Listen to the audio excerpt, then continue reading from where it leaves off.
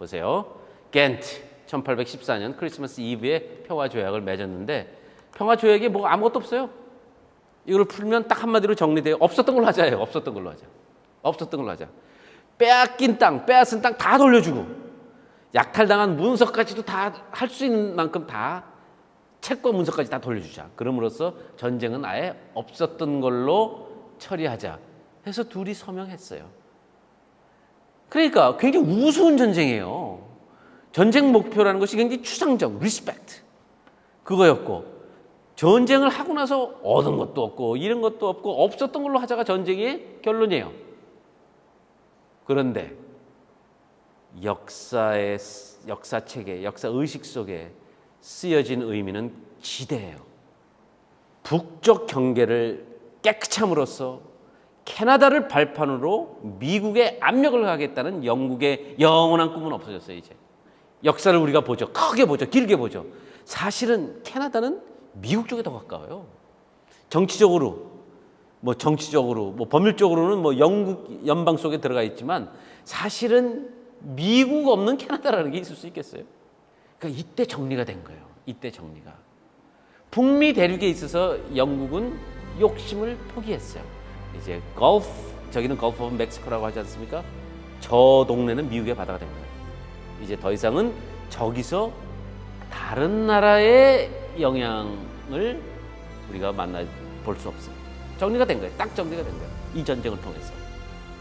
자, 이제 지도가 보시지 않습니까? 지도를 이렇게 비교해 보시면 지도 공부를 많이 하게 되는데 1822년, 그러니까 전쟁 시작 10년 후에 미국의 지도예요. 이렇게 보시면 알지 않습니까? 남쪽은 그린 에리아, 멕시코 이제 되죠. 저거는 멕시코랑 스페인은 또 다르잖아요. 그러니까 멕시코는 쉽게 미국이 가서 땅도 뺏어올 수 있고 하는 그런 존재예요. 스페인과는 좀 달라요. 그러니까 이제 곧 실행할 거예요. 텍사스도 가져오고 멕시코랑 전쟁을 해서 멕시코 땅의 거의 반을 또 가져올 수 있는 발판이 마련돼요. 남쪽에는. 자, 북쪽의 캐나다를 보세요. 북쪽의 캐나다는 더 이상 저 엄청난 덩어리가 미국을 위협할 수 있는 덩어리가 아니에요. 그리고 가장 중요한 것은 웨스트. 이제 웨스트도 정리가 된 거예요.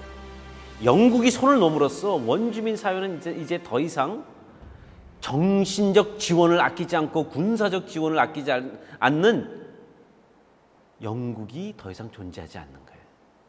위협이 안 되는 거예요. 쉽게 말씀드리면. 위협이 안 되는 거예요. 그럼으로써 미 원주민의 삶은 이제 파괴의 길로 들어서는 거죠. 왜냐? 백업해 줄 수 있는 나라가 없잖아요. 이제 유럽이 떠난 미국이라는 북미라는 공간은 내 거나 마찬가지예요. 그래서 저기서부터 이제 manifest destiny라는 표현이 나오죠. 물에서 물까지 우리는 간다. 그것은 하나님이 부여하신 누구도 의심할 수 없는 우리의 운명이다. manifest destiny가 나와요.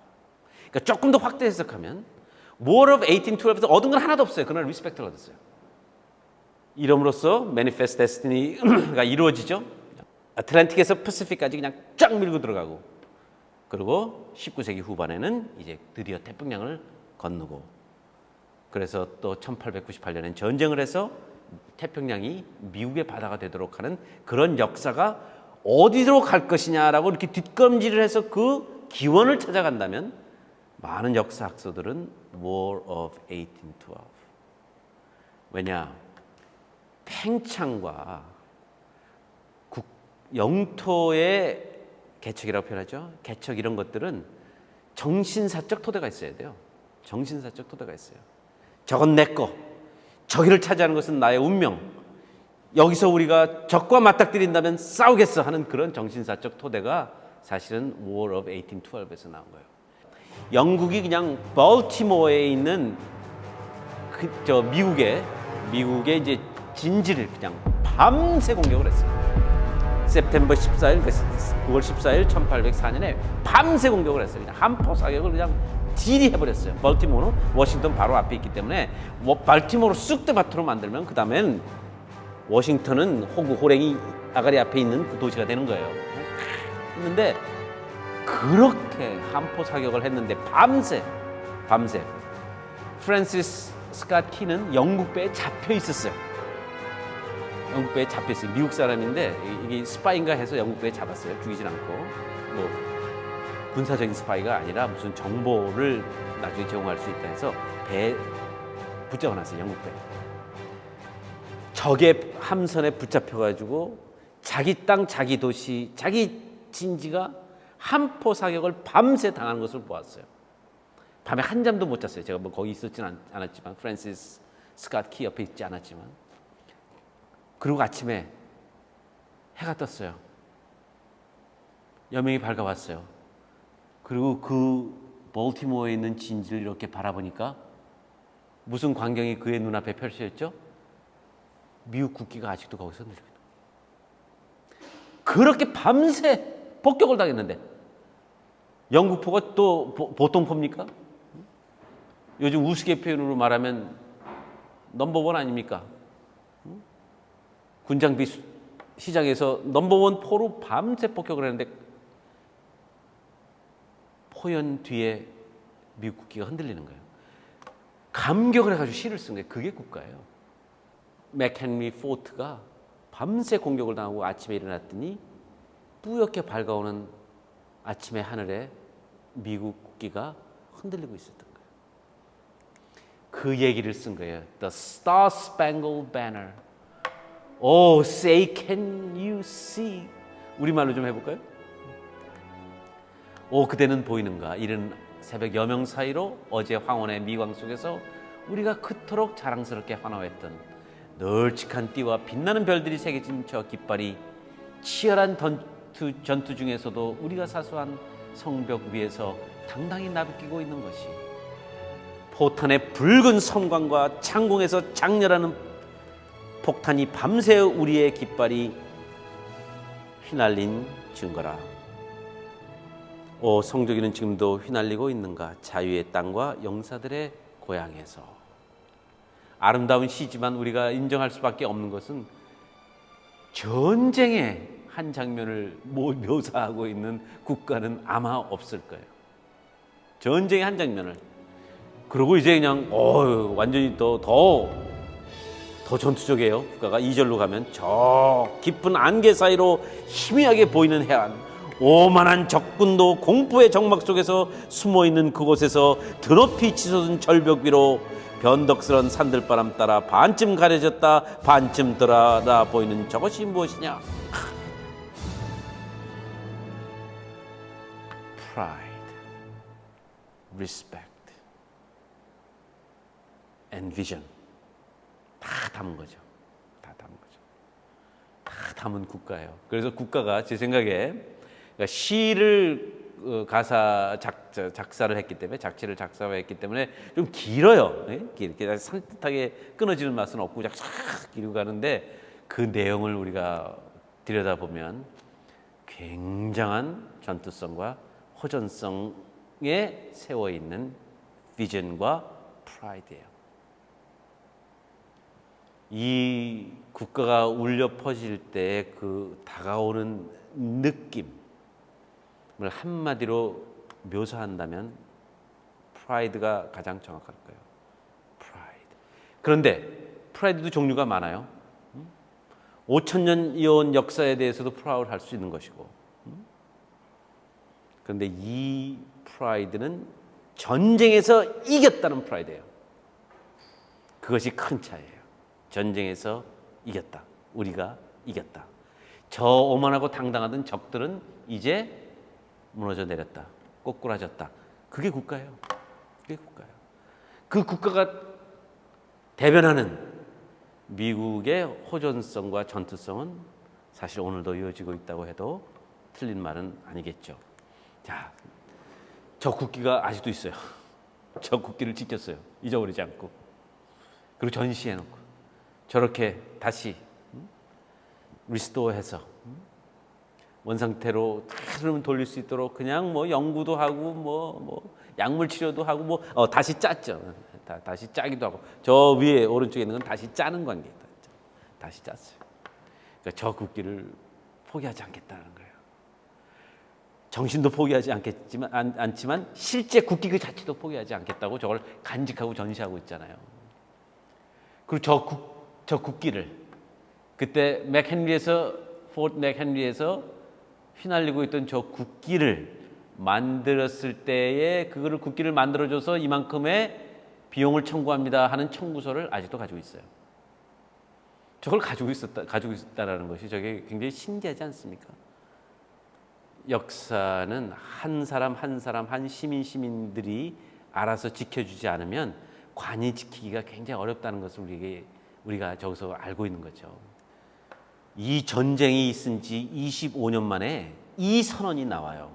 여기서 우리는 잠깐 호흡을 고르고 천천히 읽어보겠습니다.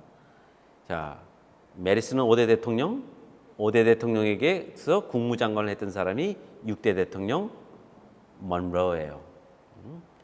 먼로가 이런 얘기를 선언을 해요. 1824년이면 10년 후예요. 10년 후. 읽겠습니다. As a principle in which the rights and interests of the United States are involved. 미국의 권리와 미국의 이익이 걸려있는 문제에 한해서 이런 원칙을 천명하겠어 라고 세계를 향해서 선언해요. That the American continents, 이 미 대륙은 북중남이니까 복수를 썼죠. continents. By the free and independent condition which they have assumed and maintained, are henceforth, 이제부터 우리 미 대륙의 독립성과 자유에 관해서 얘기를 하는 거예요. 이제까지 지켜온 독립성과 자유, henceforth, 이제부터 not to be considered as subject for future colonization by any European powers. 1824년 지가 무슨 힘이 있어서 세계를 향해서 미 대륙에 있어서의 독립성과 자유를 저해하는 유럽의 간섭에 대해서는 허용하지 않겠어. 그런 거예요. 가만히 있지 않겠어. 지가 뭐가 있다고. 겁도 없어요. It is impossible that the Allied powers should extend their political system to any portion of either continent without endangering our peace and happiness. 유럽을 얘기하는 거죠. 서구 강대국이 이 공간에서, 이 미 대륙이라는 공간에서 지들의 정치적 영향권을 확장 연장하려고 한다면 그것이 우리에게 어떻게 아무 일도 아니냐. 우리의 평화와 우리의 행복을 분명히 저해하는 것이다.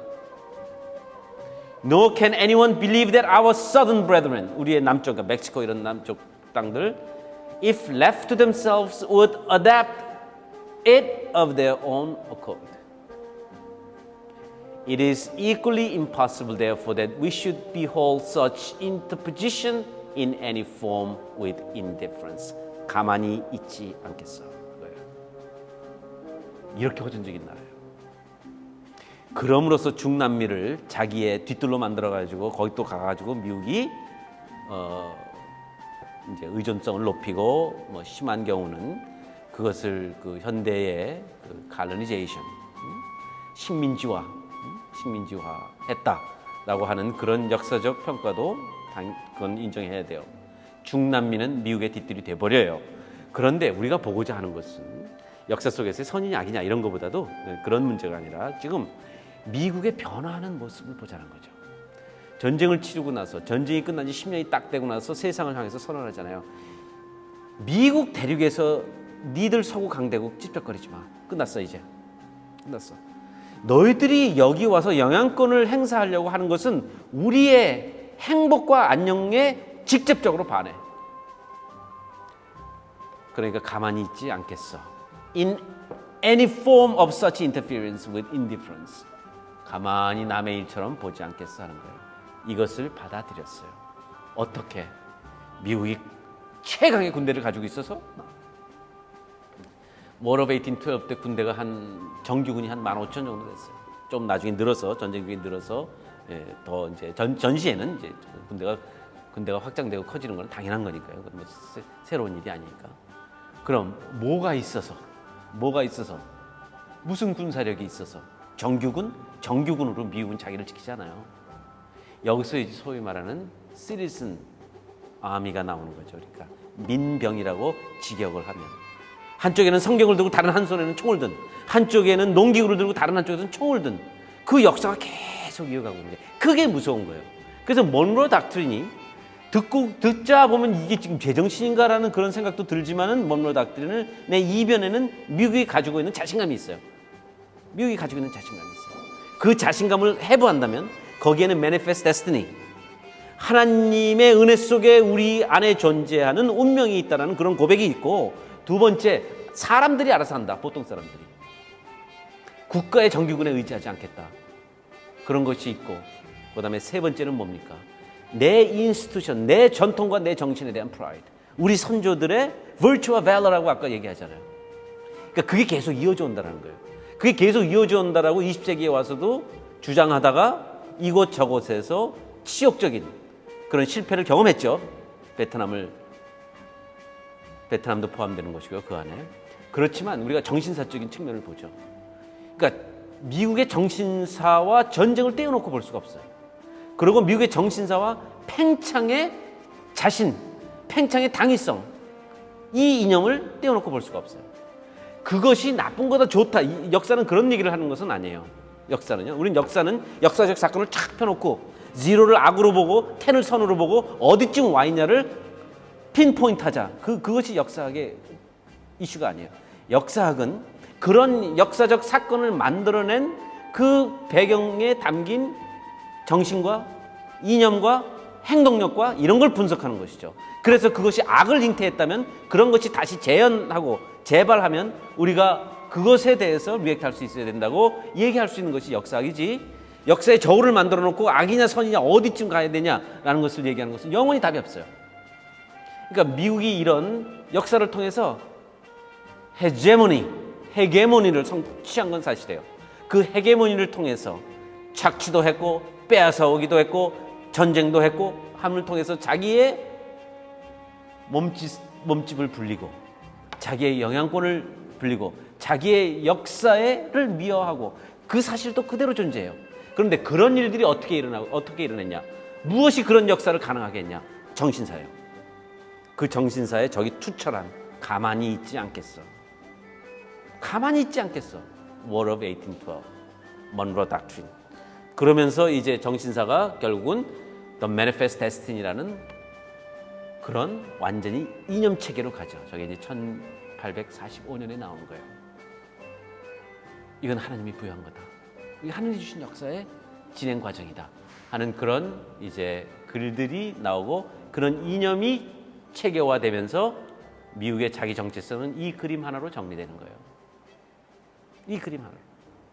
이 그림은 1872년에 그려진 American Progress, 미국의 진보라 할까요? 미국의 전진이라 할까요? 또 별칭도 있어요. Manifest Destiny예요. 이 그림이 무엇을 얘기하고 있는데요. 미국은 가야 하는 나라이고 가야 할 곳이 있고 그 나아감이 은혜라는 거예요. 그 가야 함이 섭리라는 이 세 가지 기둥이 저기 있는 거예요. 기차로도 가고 걸어서도 가고 말을 타고도 가고, 가다가 중간에 공동체를 형성하고, 이제 파밍이 그런 것을 얘기하는 거죠. 원주민 사회도 파괴되었습니다. 그러나 이 역사의 한 중심에 있는 저 가레스, 여신 같은 저 모습은 저 모든 것을 정당화한다는 것이죠. 저 모든 것의 선함을 웅변하고 있는 거죠. 그것을 주장하고 있는 것이고. 그래서 정리합니다. 웨스트는 무엇이냐라고 얘기하면, 웨스트는 Manifest Destiny, 하늘이 우리에게 부여한 그 뚜렷한 운명이 실행되는 공간이에요. 그 공간을 확보하기 위해서 나라는 먼저 리스펙트가 있어야 돼요. 남이 나라가 나를 함부로 하면 안 돼요.